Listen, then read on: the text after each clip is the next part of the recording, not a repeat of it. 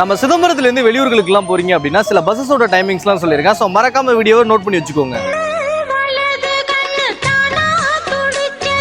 நம்ம சிதம்பரத்துல இருந்து ராமேஸ்வரம் போறீங்க அப்படின்னா காலையில 3:45க்கு ஒரு பஸ்ஸும் காலையில 7:20க்கு ஒரு பஸ்ஸும் இருக்குங்க.